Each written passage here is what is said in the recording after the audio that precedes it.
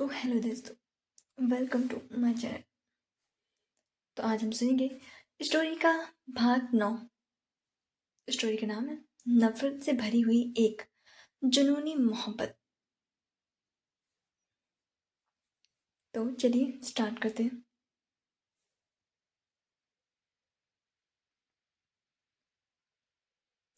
कृतिका को आर्यन की धड़कन साफ सुनाई दे रही थी। उसका दिल बहुत तेजी से धड़क रहा था। कृतिका आर्यन की कमर पर अपने दोनों हाथ लपेट लेती है। आर्यन का एक हाथ कृतिका की कमर, दूसरे हाथ से कृतिका के बालों को सहला रहा था। पता नहीं, पर आज कृतिका को आर्यन की बाहों में अजीब सी खुशी मिल रही थी। वहीं आर्यन का भी यही हाल था। दोनों एक दूसरे में खोए हुए थे। तभी आर्यन उनसे बोलता है, तुम अभी तक रेडी नहीं हुई? आवाज सुनकर कृतिका सामने देखती है तो आर्यन गेट के पास खड़ा था। यह देखकर कृतिका फिर से उदास हो गई और फिर से धीरे से बोली, मैं रेडी होने जा रही थी आर्यन। अगर तुम 5 मिनट में रेडी होकर नीचे नहीं आई तो मैं ऑफिस चला जाऊंगा, बोलकर गुस्से में नीचे चला गया। आवाज अब कृतिका को भी गुस्सा आने लगा था। मैं अभी तक कुछ बोल नहीं रही, इसका मतलब ये नहीं है कि मैं कमजोर हूँ या इससे डरती हूँ। और क्या बोला इसने? अब तुम क्या, मैं खुद तुम्हारे साथ नहीं जाऊंगी, बोलकर गुस्से से चेंजिंग रूम में चली जाती। थोड़ी देर बाद कृतिका ब्लू कलर की साड़ी पहनकर बाहर निकलती। कृतिका ने यूट्यूब से सीखते हुए साड़ी पहनना सीख लिया था। ब्लू कलर की साड़ी में वो आसमान से उतरी हुई परी लग रही थी। लेकिन इतनी खूबसूरत साड़ी में उसके चेहरे पर गुस्सा बिल्कुल भी अच्छा नहीं लग रहा था। कृतिका जल्दी से तैयार होकर नीचे जाने लगती है। वहीं नीचे हॉल में मानसी, आर्यन, सुरेखा सोफे पर बैठे हुए थे। अक्षत और मनीष ऑफिस के लिए निकल गए थे। तभी उन्हें कार के आने की आवाज सुनाई देती है। मानसी सोफे से उठकर चहकते हुए कहती है, राहुल आ गया। मानसी के मुंह से राहुल का नाम सुनकर आर्यन गुस्से से मानसी को घूरता है। वही मानसी तो अपने में ही लगी हुई थी। तभी उन लोगों को मेन गेट पर राहुल आता हुआ दिखाई देता है। राहुल सुरेखा जी के पास आकर उनके पैरों को छूते हुए बोलता है, सुरेखा जी मुस्कुराते हुए उसे आशीर्वाद देती हैं। वहीं आर्यन तो राहुल को गुस्से से घूर रहा था। तभी सुरेखा जी की नजर सीढ़ियों से उतरती हुई कृतिका पर पड़ती है। सुरेखा जी ने मुस्कुराते हुए कहा, देखो कृतिका भी आ गई। सुरेखा जी की बात सुनकर राहुल, मानसी, आर्यन की नजर सीढ़ियों से पर आती हुई ब्लू कलर की साड़ी पे पहने हुई कृतिका पर जाती है। अपने बालों को संभालते हुए सीढ़ियों से उतर रही थी। वहीं कृतिका को इतने दिनों बाद साड़ी में देखकर आर्यन का दिल बहुत तेज से धड़कने लगने लगता है। तभी उसकी नजर राहुल पर जाती है, जो कृतिका को ही देखे जा रहा था। यह देखकर वो गुस्से में अपने हाथ की मुट्ठियां भींच लेता है। कृतिका सीढ़ियों से उतरकर नीचे आती है। तभी उसकी नजर आर्यन और राहुल पर जाती है। कृतिका जानबूझकर राहुल के पास आते हुए कृतिका मुस्कुराते हुए बोलती है, हेलो राहुल। कृतिका को इतने दिनों बाद इतने प्यार से बात करता देखकर राहुल के चेहरे पर स्माइल आ जाती है। राहुल मुस्कुराते हुए बोलता है, हेलो कृतिका, वैसे पता नहीं था तुम साड़ी में इतनी ज्यादा खूबसूरत लग सकती हो। राहुल की तारीफ सुनकर बाकी सब मुस्कुरा देते। वहीं आर्यन जल्दी निगाहों से कृतिका और राहुल को देख रहा था। सुरेखा मुस्कुराते हुए, अच्छा अब तुम लोग जाओ वरना लेट हो जाओगे। कृतिका आर्यन को जलाते हुए, राहुल क्या तुम मुझे मेरे घर ड्रॉप कर दोगे? वो एक्चुअली आर्यन को ऑफिस जाने में लेट हो रहा था। मानसी की बात सुनकर इस पर मानसी बोलती है, हाँ कृति तू पूछ क्यों रही है, चलते हैं। वैसे भी इतने दिनों बाद तीनों दोस्त एक साथ बहुत मजा आएगा। आर्यन जो कब से उन दोनों की बात सुन रहा था, गुस्से में कृतिका के हाथ की कलाई पकड़ लेता है। आर्यन, मैं इतना भी लेट नहीं हो रहा हूँ कि अपनी वाइफ को उसके घर न छोड़ सकूं, बोलकर गुस्से से उसने कृतिका के हाथ को पकड़ लिया और वहां से कृतिका को लेकर जाने लगता है। राहुल बस उन दोनों को जाते हुए देख रहा था। तभी मानसी राहुल से बोलती है, हम भी चलें? राहुल मुस्कुराते हुए, हाँ चल, बाय आंटी, बोलकर वह दोनों भी वहां से चले जाते हैं। आर्यन कृतिका का हाथ पकड़कर कार का डोर खोलकर उसे जबरदस्ती कार में बिठा देता है और खुद भी आकर ड्राइंग सीट पर बैठ जाता है। कृतिका गुस्से से आर्यन को देखते हुए बोलती है, तुम्हारी प्रॉब्लम क्या है मिस्टर आर्यन गोइंका, जो मुझे चैन से जीने नहीं दे रहे? आज तुम ही ने कहा था ना कि मुझे तुम्हें कोई फर्क नहीं पड़ता, मैं कहीं भी रहूं। तो आज ये सब क्या था? आर्यन का वैसे भी दिमाग बहुत ज़्यादा खराब था। ऊपर से कृतिका की बातें उसके गुस्से को और भी ज़्यादा भड़का ही रही थी। आर्यन गुस्से से कृतिका को देखता है और उसके दोनों गालों को मजबूती से पकड़ लेता है। आर्यन की इस हरकत पर कृतिका हैरान रह जाती है। आर्यन गुस्से में कृतिका की आंखों में देखते हुए बोलता है, प्रॉब्लम तुम हो मेरी सबसे बड़ी प्रॉब्लम। तुम जानबूझकर जो मुझे पसंद नहीं है वही करती हो। और आज क्या कर रही थी? राहुल के सामने अपनी बॉडी का शो ऑफ। आर्यन की बात सुनकर कृतिका भी गुस्से में अपने गालों को छुड़ाते हुए बोलती है, जस्ट शट अप आर्यन। मैं कुछ बोल नहीं रही, इसका मतलब ये नहीं है तुम कुछ भी बोलो, समझे तुम? आर्यन मुस्कुराकर कृतिका को टोंट मारते हुए बोलता है, तुम कुछ भी करो और मैं बोलूँ भी ना। कृतिका के गाल को छोड़कर उसका हाथ पकड़कर अपने करीब करते हुए बोलता है, तुम्हें पता है मुझे बर्दाश्त नहीं तुम किसी लड़के के करीब जाओ। फिर उसके साथ क्या कर रही थी? आर्यन की बात सुनकर कृतिका हैरान हो जाती है। तुम्हें जरूर कोई गलतफहमी हुई है, मैंने ऐसा कुछ भी नहीं किया। आर्यन कृतिका थोड़ी हिचकिचाते हुए बोलती है। तभी आर्यन उसकी बात बीच में काट कर उसके गुलाबी होठों को छूते हुए बोलता है, फिर क्यों करती हो? आर्यन के करीब होने से कृतिका के दिल की धड़कन बहुत तेज हो चुकी थी। कृतिका धीरे से बोलती है, आई प्रॉमिस मैंने कुछ नहीं किया।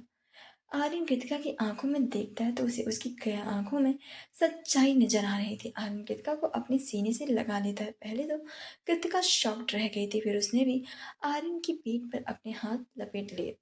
आर्यन के करीब होने से कृतिका की धड़कन बहुत तेज चल रही थी। कृतिका धीरे से बोली, आई प्रॉमिस मैंने कुछ भी नहीं किया था। आर्यन के करीब आने से उसकी धड़कनें काफी तेज हो जाती थी। जो भी ये फीलिंग थी उसे कृतिका को समझ नहीं पा रही थी। थोड़ी देर बाद आर्यन कृतिका को खुद से दूर करता है और उसके भोले चेहरे को देखता है जिस पर उसे परेशानी साफ साफ नजर आ रही थी। Aryan, what happen? क्या हुआ? तो मैं इतनी परेशान क्यों लग रही हूँ? कृतिका को खुद नहीं समझ आ रहा था वो आर्यन को क्या बोले। कृतिका सही से बैठते हुए बोलती है, नथिंग। आर्यन कृतिका के चेहरे को देखकर समझ आता है कि उसके मन में क्या चल रहा है। आर्यन मुस्कुराते हुए बोलता है, तुम्हारे मन में यही चल रहा है? क्यों मेरे करीब आते ही तुम्हारे दिल की धड़कनें तेज हो जाती हैं? क्यों तुम मुझे अपने करीब होने से रोक नहीं पाती? इसका मतलब यह है कि तुम्हें मुझसे प्यार हो गया है। आर्यन की बात सुनकर कृतिका चौंक जाती है। कृतिका हैरानी से, तुम झूठ बोल रहे हो, मुझे तुमसे प्यार हो ही नहीं सकता। आर्यन गाड़ी स्टार्ट करते हुए बोलता है, क्यों? जिस पर कृतिका खुद को नहीं बताता कि वह क्या कहे, इसीलिए उसके मन में जो आता है बोल देती, क्योंकि मैं तुमसे नफरत करती हूँ। जिस पर आर्यन मुस्कुराते हुए, क्या पता नफरत करते करते मुझसे प्यार हो गया हो। जिस पर कृतिका चिढ़ते हुए बोलती है, मैंने बोल दिया ना, मुझे तुमसे प्यार नहीं हो सकता, मतलब नहीं हो सकता, अब मेरा दिमाग मत खाओ। जिस पर आर्यन मुस्कुरा कर बोलता है, जब मैं तुमसे बात नहीं कर रहा था तो तुम्हें बुरा क्यों लग रहा था? जिस पर कृतिका बोलती है, क्योंकि तुमसे लड़ते झगड़ते मुझे तुम्हारी अब तभी उसे याद आता है कि वह क्या बोलने जा रही थी। कृतिका जल्दी से अपनी बात बदलते हुए बोलती है, मुझे आदत हो गई है तुमसे लड़ने की, बस इसीलिए बुरा लग रहा था। कृतिका की बात सुनकर आर्यन अपने मन में सोचता है, बिल्कुल पागल है, प्यार करती है लेकिन बोल नहीं सकती। लेकिन कोई बात नहीं, मैं भी तुमसे तुम्हारे दिल की बात तुम्हारे मुंह से सुनकर रहूंगा। बोलकर मुस्कुराने लगता है। वहीं कृतिका के मन में अभी भी आर्यन की बात ही चल रही थी, जिस पर कृतिका खुद से बोलती है, कहीं सच में मुझसे आर्यन से प्यार तो नहीं हो गया ना? फिर खुद को डांटते बोलती, कृतिका तो पागल हो गई है, कैसी बातें कर रही है, तुझे उससे प्यार कैसे हो सकता है? नहीं नहीं नहीं, मुझे उससे प्यार कभी हो ही नहीं सकता, कोई प्यार वार नहीं है। वहीं दूसरी तरफ राहुल की गाड़ी में राहुल खामोश सामने देखते हुए ड्राइविंग कर गाड़ी को ड्राइव कर रहा था। वहीं मानसी बड़े प्यार से अपने हीरो राहुल को निहार रही थी। जब राहुल पर नजर मानसी पर पड़ती है तो राहुल मानसी से बोलता है, मानसी मेरे फेस पर कुछ लगा है क्या?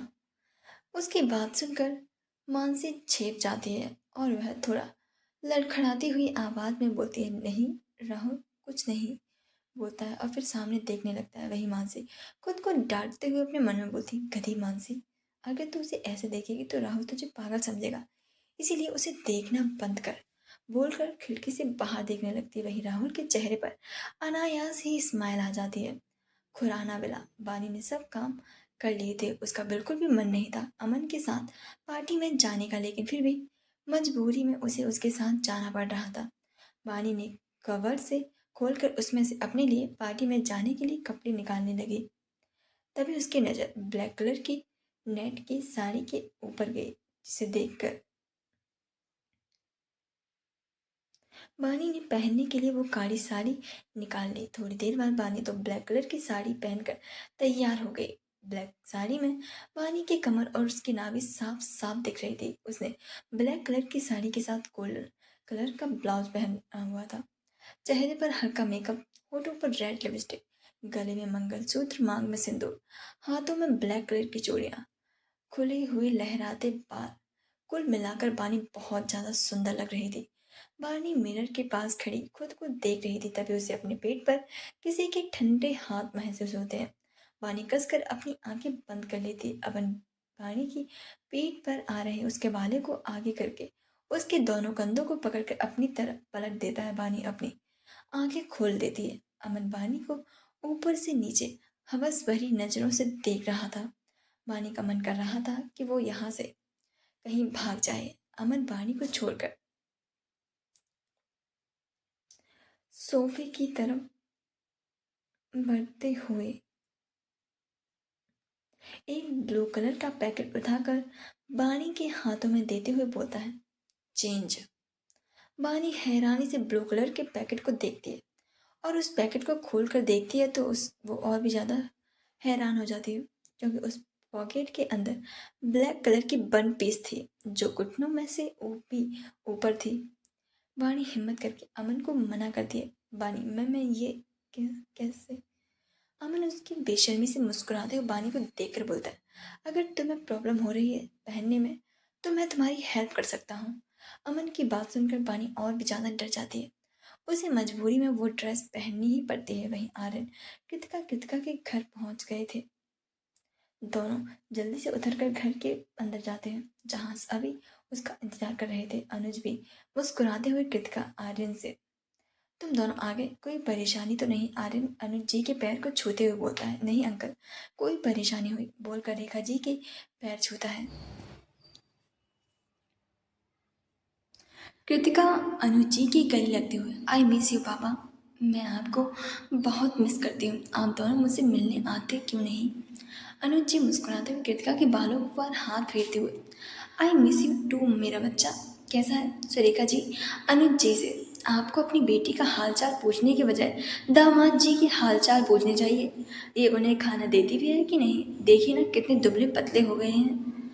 सुरेखा जी की बात सुनकर आर्यन खुद को देखता है और फिर मन में बोलता है, मैं पतला कहाँ से हो गया? लगता है आंटी कुछ दिखाई नहीं देता। सुरेखा जी की बात सुनकर कृतिका मुंह बनाते हुए, मॉम ये बात कहाँ से आ गई? अब मुझसे तो बोल ही नहीं रही। सारा प्यार अपने दामाद जी के लिए, बेटी के लिए कुछ भी नहीं। कृतिका की बचकानी हरकत देखकर आर्यन ने रेखा अनुज जी मुस्कुरा देते हैं। सुरेखा जी आर्यन कृतिका को अंदर बिठाकर उसके लिए चाय नाश्ता का इंतजाम करती है। कृतिका धीरे से, आर्यन के कान में, तुम्हारी वजह से मॉम मुझे डांट रही है, तुम खाना क्यों नहीं खाते? आर्यन दुखी सा चेहरा बनाते हुए अनुज जी से बोला, देखिए डैड, आपकी बेटी मुझे कैसे धमकी दे रही है। अब मॉम ने इसे डांटा, इसमें मेरी क्या गलती? कृतिका आंखें फाड़ कर आर्यन को देखने लगती है और मन में सोचती है, कितना बड़ा नौटंकी है, मैंने इसे धमकी कब दी? सोचकर आर्यन से बोलती, कृतिका तुम झूठ क्यों बोल रहे हो? मैंने तुम्हें धमकी दी? अभी तो तुम मेरे पापा को अंकल बोल रहे थे, फिर तुमने मेरे पापा को डैड कैसे बोला? आर्यन कृतिका को चिढ़ाते हुए, क्योंकि तुम्हारे पापा अब मेरे भी डैड हैं, समझी तुम? आर्यन कृतिका की नोकझोंक देखकर अनुज भी मुस्कुरा रहे थे। कृतिका अनुज जी से, पापा आप मुस्कुरा रहे हो, यहाँ बेटी और दामाद के बीच वर्ल्ड वॉर हो रही और आप मुस्कुरा रहे हैं। तभी सुरेखा जी ने अपने हाथों में नाश्ते की ट्रे को लाते हुए, तुम दोनों की ऐसी नोकझोंक देखकर कौन नहीं मुस्कुराएगा? अब बहुत हो गया, तुम दोनों नाश्ता कर लो, बोलकर ट्रे टेबल पर रख देती है। कृतिका यश को ना देखकर अनुज जी से पूछती, पापा चिरकुट कहाँ है, दिखाई नहीं दे रहा? कृतिका के मुंह से चिरकुट नाम सुनकर आर्यन ने कहा, ये चिरकुट कौन है? तुम्हारे भाई का नाम तो यश है ना? कृतिका ने आंखें तरेरते हुए कहा, मैं मेरे भाई को चाहे चिरकुट बुलाऊं या कुछ भी, तुम्हें क्या? जिस पर आर्यन ने कहा, तुम भूल रही हो, तुम्हारा भाई मेरे साले साहब हैं। आर्यन की बात सुनकर कृतिका मुंह बना रही थी। कुछ घंटे बाद अमन और बानी क्लब में थे, अपने अपने दोस्तों के साथ शराब पी रहा था। वहीं बानी चुपचाप अमन के साथ खड़ी थी। उसे ऐसे ड्रेस में बहुत ज़्यादा अनकंफर्टेबल फील हो रहा था, इसलिए वह अपनी ड्रेस को बार बार नीचे खींच रही थी। अमन के दोस्त जब बानी को देखते हैं तो उसे देखते ही रह जाते हैं। ब्लैक कलर की वन पीस ड्रेस में बानी बहुत ज़्यादा खूबसूरत लग रही थी। वीरेन बानी को देखते हुए अमन से बोलता है, ये कौन है तेरी नई गर्लफ्रेंड? वैसे कहना पड़ेगा काफ़ी ज़्यादा खूबसूरत है। वीरेन की बात सुनकर उसके सभी दोस्त मुस्कुरा देते हैं। अमन एक हाथ से शराब का गिलास पकड़े हुए दूसरे हाथ से बानी की कमर को कसकर पकड़ते अपने करीब खींच लेता है। बानी को बहुत ज़्यादा बुरा लग रहा था, लेकिन वह चाहकर भी कुछ भी नहीं कर रही थी सिवाय यह सब देखने के। अमन ने कहा, इससे मिलो, ये मेरी बीवी बानी जो मेरा हर काम करती है, कभी मुझे किसी चीज़ के लिए मना नहीं करती। बानी अपनी नज़रें झुका चुपचाप खड़ी थी। उसे यहाँ सब कुछ अजीब लग रहा था। वह कैसे भी करके यहाँ से निकलना चाहती थी। सोवित ने कहा, तूने कहा, हमने मान लिया, सबूत दे कि तेरी बीवी तेरी हर बात मानती है। सोवित की बात सुनकर बाकी सब भी उसकी हाँ में हाँ मिलाते हैं। यह देखकर अमन ने मुस्कुराते हुए कहा, ओके, अभी सबूत देता हूँ, बोलकर बानी को देखने लगता है जो अपनी नज़रें झुकाए खड़ी थी। अमन ने उसे देखते कहा, इन लोगों को यकीन नहीं हो रहा है, चलो बेबी यहाँ सबके सामने डांस करो। उसकी बात सुनकर बानी शॉक्ड रह जाती। वहीं उसके दोस्त बेशर्मी से मुस्कुराने लगते हैं।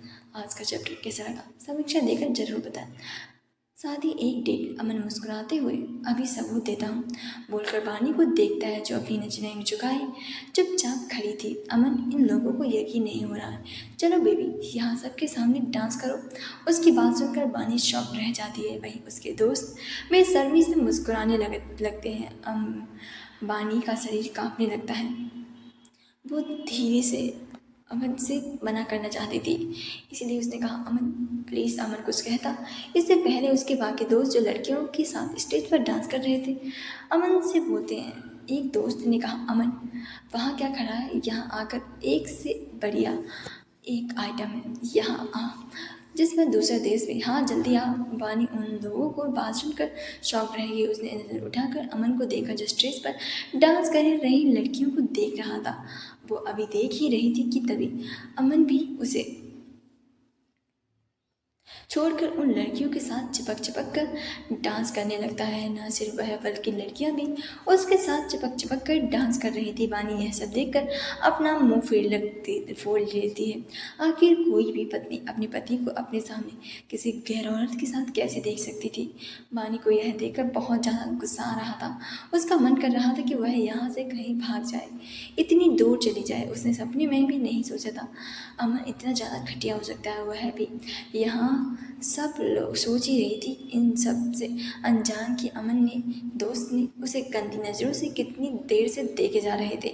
वीरेन अचानक से बानी की हाथ पकड़ लेता है। उसकी इस हरकत से बानी चौंक जाती है और अपना हाथ छुड़ाने की कोशिश करने लगती है। यह देखकर वीरेन बेशर्मी से मुस्कुराते हुए बोलता है, क्या देख रही हो अपने पति को, वो ऐसा ही है, चलो उसे छोड़ो, तुम चाहो तो हम भी इंजॉय कर सकते हैं, बोलकर अपना दूसरे हाथ उसकी कमर पर ले जाने लगता है। यह देखकर बानी गुस्से से, मेरा हाथ छोड़ो। नमन, नहीं छोड़ेंगे बेबी। क्या करोगी, अपने पति को बताओगी? बता दो, हम भी उससे कह देंगे कि तुमने खुद हमसे कहा कि हम लोग तुम्हें एंजॉय करना चाहती हो, बोलकर बेशर्मी से मुस्कान लगती। बानी अपने हाथ को छुड़ाने की कोशिश करते हुए बोलती है, मैंने कहा मेरा हाथ छोड़ो वरना तुम लोगों के लिए अच्छा नहीं होगा। बानी की धमकी सुनकर नमन वीरेन हंसने लगते हैं। नमन मुस्कुराते हुए बोलता है, बेबी नहीं छोड़ेंगे, क्या करोगी, बोलकर बानी के चेहरे को छूने के लिए जैसे ही हाथ बढ़ाता है बानी गुस्से से अपने दूसरे हाथ से खींचकर एक थप्पड़ नमन के गालों पर रख देती है। थप्पड़ पड़ने से नमन का चेहरा गुस्से से लाल हो जाता है। नमन बानी की आंखों हाथ को पकड़कर मरोड़ते हुए, यह थप्पड़ मारकर तूने अच्छा नहीं किया, बहुत गर्मी है ना, अभी तेरी सारी गर्मी निकालता हूँ, बोलकर गानी को बानी को खींचते हुए वहाँ से ले जाने लगता है। बानी बार बार मना कर रही थी, अमन को भी बुला रही थी, लेकिन अमन लड़कियों के साथ डांस करने में बिजी था। वैसे भी उसे बानी से क्या मतलब, वह तो सिर्फ उसे सामान समझता था। फिर चाहे वह यूज कर लो या फिर चाहे फेंक दो, उसके लिए बानी की कोई इम्पोर्टेंस नहीं थी। नमन बानी को ले जा ही रहा था, तभी उन लोगों को ऐसा लगता है कोई उन्हें रोक रहा है। बानी पीछे मुड़कर पहले अपने हाथ को देखती है जिससे किसी ने पकड़ा हुआ था। उसके बाद उस शख्स के चेहरे को देखती है तो चौंक जाती है। आर्यन कृतिका को उसके घर छोड़कर घंटों पहले ऑफिस के लिए निकल गया था, लेकिन उसका भी ऑफिस में मन नहीं लग रहा था। उसे बार बार उससे बहस करना, लड़ना, झगड़ना, सब कुछ याद आ रहा था। उसका मन कर रहा था कि वह अभी उसके घर जाकर उसे ले आए, लेकिन उसी ने कहा था कृतिका को उसके घर जाने के लिए। वहीं दूसरी तरफ कृतिका अपने घर पर परेशानी सी बेड पर बैठी हुई थी। उसे भी जैसे यहाँ पर मन ही नहीं लग रहा था। उसे बार बार आर्यन की याद आ रही थी। कृतिका ने खुद से कहा, क्या हो रहा है मेरे साथ, मुझे कुछ समझ क्यों नहीं आ रहा। पहले तो आर्यन के रहने या न रहने से मुझे कोई फ़र्क नहीं पड़ता था, फिर अब क्यों पड़ रहा है। अभी तो मुझे कुछ दिन और यहीं रहना है। मुझे उसकी इतनी याद क्यों आ रही है। इसके चक्कर में एक दिन में पागल हो जाऊंगी। एक काम करती हूँ, उसे कॉल करती हूँ। सोचकर वह अपना फ़ोन उठाकर आर्यन को नंबर ढूंढकर उसे कॉल लगाने लगती है। पारिति को सोचकर वापस से अपना फ़ोन रख देती है कृतिका। अगर मैंने उसे फ़ोन लगाया तो वो एटीट्यूड दिखाएगा कि मुझे उसकी याद आ रही है। क्या करूँ, एक काम करती हूँ, घर पर कॉल करती हूँ। अब तक तो वह ऑफिस से भी आ गया होगा, अगर नहीं आया तो क्या कहूँगी, सोचकर कह दूँगी कि मैंने हाल चाल पूछने के लिए बस फ़ोन लगाया था, मुस्कुराते हुए। हाँ, ये ठीक है, इससे किसी को शक भी नहीं होगा। यह सोचकर वह हंसने लगती है और अपना फ़ोन निकालकर वह कॉल लगाने लगती है।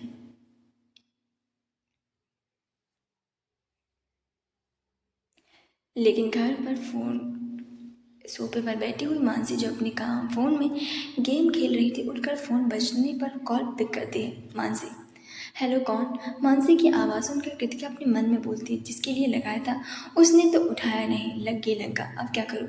अगर बात नहीं की तो इसे शक हो जाएगा, क्या करूँ। तभी उसके मन में एक आइडिया आता है, तो वह आवाज़ बदलकर बात करती है। कृतिका, हेलो, कौन। आप रीना बोल रही हैं। आप जानती नहीं हैं मैंने आपको कितने कॉल की, आप हैं कहाँ और मुझसे मिलने आ सकती हैं। आपने बिल्कुल सही कहा था, मुझे उस लड़के से शादी नहीं करनी चाहिए थी। मैं तो लुट गई, बर्बाद हो गई। अब आप ही मेरी नैया पार लगाएं। आप मुझे बोल क्यों नहीं रही हैं। आवाज़ सुनकर मानसी को कुछ समझ नहीं आता। मानसी झुंझुनाते हुए बोलती है, कौन रीना, मैं किसी रीना बीना को नहीं जानती। आप हैं कौन और कहाँ के लिए फ़ोन लगाया है। मानसी की बात सुनकर कृतिका को मन ही मन बहुत हंसी आती है। कृतिका मन में सोचती, आज तक तूने मुझे बहुत परेशान किया, अब मैं तुझे बताती हूँ।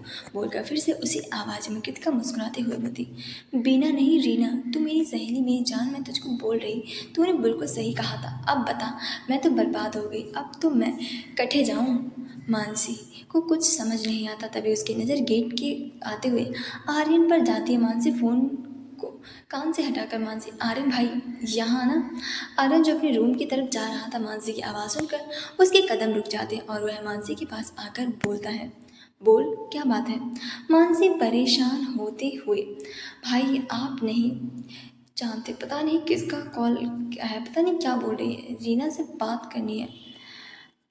आर्यन मानसी की बात सुनकर उससे बोलता है, तू जा, मैं बात करता हूँ। आर्यन की बात सुनकर मानसी खुश होते हुए आर्यन को फ़ोन देकर अपना फ़ोन लेकर रूम में चली जाती है। कृतिका जो हंस रही थी, इसीलिए उसे बिल्कुल भी नहीं पता चला कि फ़ोन पर आर्यन फ़ोन कान से लगा लेता है और कृतिका, रीना, तूने जवाब नहीं दिया, अब मैं क्या करूं।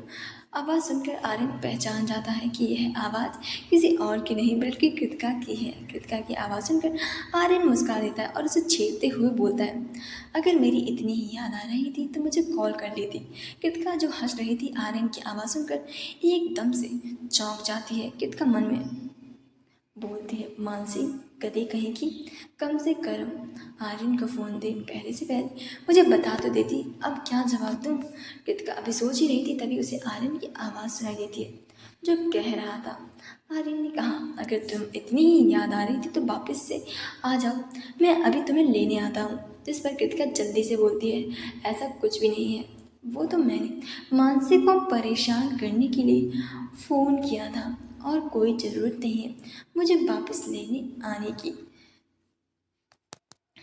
मेरा जब मन होगा तब मैं आऊँगी, बोलकर बिना आर्यन की बात सुने फ़ोन को कट कर देती है। आर्यन फ़ोन को देखकर मुस्कुरा देता है और फ़ोन वापस से रखकर सीढ़ियों से अपने रूम में जाने लगता है। वही फ़ोन काटने के बाद भी कृतिका अपने सीने से लगाए हुए थी। आर्यन की आवाज़ सुनकर उसकी धड़कनें काफ़ी तेज हो गई थी। तभी उसके कानों में रेखा जी की आवाज़ पड़ती है जो बोल रही थी, रेखा, कृति खाना लग गया है, बेटा आकर खा लो। रेखा जी की आवाज़ सुनकर कृतिका बेड से उठकर नीचे जाने लगती है। पानी चौंक कर पहले अपने हाथ को, उसके बाद उस इंसान की शक्ल को देखती है तो शॉक्ड रह जाती है। पानी धीरे से आप यहाँ पर?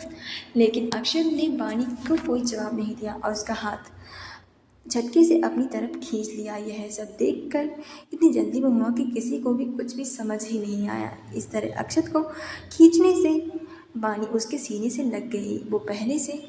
वो पहले से ही डरी हुई थी और इस तरीके से वो और भी ज़्यादा डर से कांपने लगी। डर से उसके हाथ पैर ठंडे पड़ गए। उसमें इतनी भी हिम्मत नहीं बची कि वो अक्षत को सर उठाकर देख सके। अक्षत यहाँ अपने दोस्तों से मिलने आया था, उसे क्या पता था यहाँ उसका प्यार इस हालत में मिलेगा। उसे सबसे ज़्यादा गुस्सा वाणी पर आ रहा था। यह सोचकर वो अकेली ऐसी जगह पर क्या कर रही है, वो भी इतनी छोटी सी ड्रेस पहनकर। आखिर उसे ज़रूरत ही क्या थी ऐसी जगह पर आने की। लेकिन अक्षत को क्या पता वाणी अपनी मर्जी से नहीं बल्कि मजबूरी में यहाँ पर आई थी। अक्षत वाणी के कंधों को पकड़कर उसे खुद से अलग करता है। वाणी की नज़रें अभी भी जमीन पर टिकी हुई थी। अक्षत अपना ब्लेजर उतार कर वाणी को दे देता है और सख्त आवाज़ में बोलता है, पहनो इसे।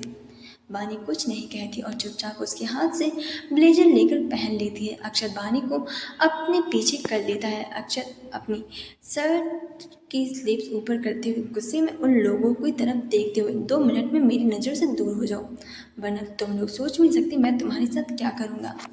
बीरेन अक्षत की धमकी सुनकर, यहाँ तो मुझे तुझे सोचना चाहिए, इस लड़की को छोड़ दे वरना हम तेरा हाल बहुत बुरा करेंगे। वीरेन जी की बात सुनकर अक्षत एटीट्यूड में, तुम लोगों को समझाया, तुम लोग नहीं समझे, अब देखो मैं क्या करता हूँ, बोलकर वीरेन के मुंह पर एक जोरदार पंच मार देता। पंच इतना जोर का था कि वीरेन लड़खड़ा कर जमीन पर गिर जाता। उसके मुंह से खून निकलने लगता है। लड़ाई देखकर पूरे क्लब में अफरा तफरी मच गई। जहाँ सभी लोग झूमते हुए डांस कर रहे थे, अब सब चुपचाप खड़े थे। सड़क अक्षत को अपने दोस्त को माता देखकर वीरेन के हाथ के दोस्त अक्षत पर एक साथ टूट पड़ते हैं, लेकिन फिर भी अक्षत उन लोगों पर भारी पड़ रहा था। कुछ ही देर बाद वीरेन और उसके दोस्त जमीन पर मुंह के बल गिरे पड़े हुए थे।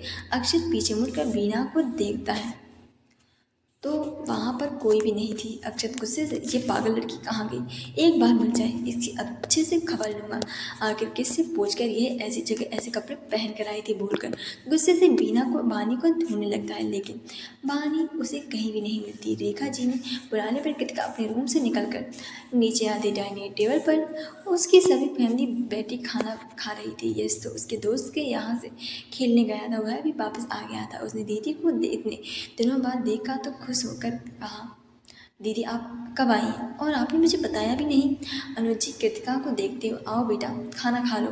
कृतिका मुस्कुराते हुए बोलती, जी पापा, बोलकर कृतिका चेयर पर बैठ जाती। आज इतने दिनों बाद अपनी फैमिली को इतने टाइम बाद देखकर कृतिका को बहुत ज़्यादा खुशी हो रही थी। रेखा जी कृतिका को खाना सर्व करते। कृतिका, अब तो अपने दोस्तों के साथ उनके घर पर खेल रहा था। वैसे तेरी स्टडी कैसे चल रही है, पढ़ाई अच्छे से तो करता है ना। यश, हाँ दीदी, मैं पढ़ाई भी अच्छे से करता हूँ और मम्मा की मदद भी करता हूँ, अब मैं उन्हें परेशान नहीं करता। कृतिका खुश होकर, वेरी गुड, अच्छे बच्चे अपनी मम्मा की उनकी मदद करते हैं। यश कृतिका को चिढ़ाते हुए, लेकिन आप तो नहीं करती थी। कृतिका हंसते हुए बोलता है, यश के बच्चे तो दीदी को परेशान करेगा, दीजिए ना पापी पापा की कितना परेशान कर रहा है। यस, कृतिका को चिढ़ाते हुए बोलता है। पापा मेरी साइड है, अब वो आपकी मदद नहीं करेंगे, है ना पापा? बोलकर अनुज जी को देखता है। बदले में अनुज जी मुस्कुरा देते हैं। यह देखकर कृतिका झूठ मूठ कर ड्रामा करते हुए बोलती है, पापा मैं अपने ससुराल क्या गई, आपने तो मुझे पराया कर दिया। कृतिका की बात सुनकर रेखा जी, किसने कहा तू पराई है? तू तो मेरी हमारी लाडली सी बेटी है। रेखा जी की बात सुनकर कृतिका हंसते हुए यश को चिढ़ाती है। ऐसे ही हंसी मजाक करते करते कृतिका अपना डिनर करती है। डिनर करने के बाद सब लोग अपने अपने रूम में चले जाते हैं। कृतिका अपने रूम में आकर बेड पर बैठ जाती है और नाइट स्टैंड पर रखे अपने फ़ोन को उठाकर उसके स्क्रीन को देखती है और खुद बड़बड़ाती है, कृतिका इतना टाइम हो गया, एक बार भी कॉल नहीं किया, कम से कम एक बार तो कॉल कर लेता। फिर मुंह बनाते हुए कहा, लेकिन नहीं, महाशय को तो अपने काम से ही फुर्सत नहीं है, काम देवता कहीं का। इतना तो कोई भी बिजी नहीं होता जितना ये इंसान है, खड़ूस कहीं का। अगर कॉल नहीं कर सकता एक मैसेज ही छोड़ देता, लेकिन नहीं, महाशय को तो अपना काम ज़्यादा ही इम्पोर्टेंट है ना। यह बोलकर वह मुंह बनाते हुए गुस्से से फ़ोन को देखने लगती है। तो आगे कहानी सुनने के लिए स्टोरी को पढ़ते रहें, सुनते रहें। Thank you so much.